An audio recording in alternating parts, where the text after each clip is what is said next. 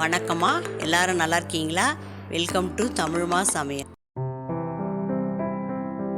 இன்றைக்கி நாம் கத்திரிக்காய் பருப்பு போட்டு கடைய போகிறோம். எப்படி கடையிறதுன்னு பார்க்கலாம். 100 கிராம் துவரம் பருப்பை கழுவி ஊற வச்சு வச்சுருக்கேன். அரை மணி நேரம் ஊற வச்சு வச்சுருக்கேன். ஒரு 5-6 கத்திரிக்காயை கட் பண்ணி வச்சுருக்கேன். கொஞ்சம் சின்ன சின்ன சைஸாக கட் பண்ணிக்கணும். ஒரு 4 தக்காளி கட் பண்ணி வச்சுருக்கேன்.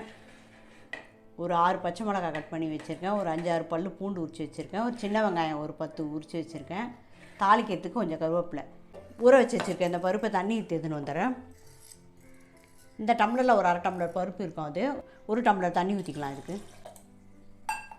மஞ்சத்தூள் ஒரு 1/2 ஸ்பூன் போட்டுக்கலாம்.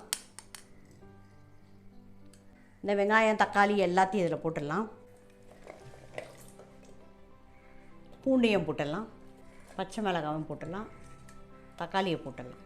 கட் பண்ணி வச்சுருக்கேன். அந்த கத்திரிக்காயும் போட்டுடலாம். ஒரு 6 கத்திரிக்காய் இருக்கும். ஒரு கிட்டத்தட்ட ஒரு 1/4 கிலோ கத்திரிக்காய் இருக்கும். இது எல்லாத்தையும் போட்டு குக்கரில் ஒரு 4 விசில் விட்டு வேக வச்சிடலாம். வேக வச்சுட்டு அப்புறம் தாளிச்சிடலாம். குக்கர் மூடி போட்டு மூடிடலாம். இப்போ ஸ்டவ் ஆன் பண்ணிடலாம்.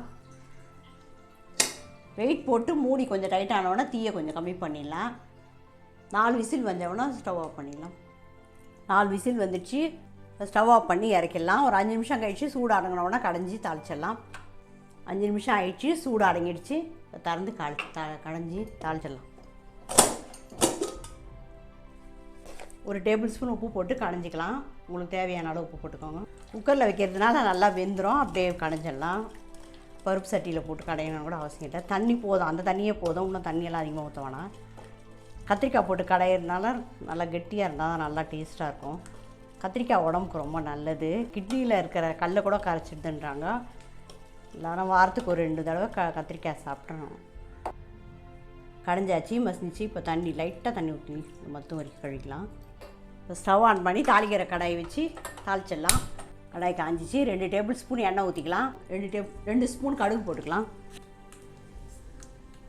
1/4 ஸ்பூன் சீரகம் போட்டுக்கலாம். கடுகு பொரிஞ்சிச்சு. இப்போ கொஞ்சம் கருவேப்பிலை போட்டுக்கலாம். இதில் ஊற்றிடலாம். கடைஞ்சி வச்சுருக்கிற இந்த கத்திரிக்காயில் ஊற்றிடலாம். இது ஒரு கொதி வந்தோடனே ஸ்டவ் ஆஃப் பண்ணி இறக்கிடலாம்.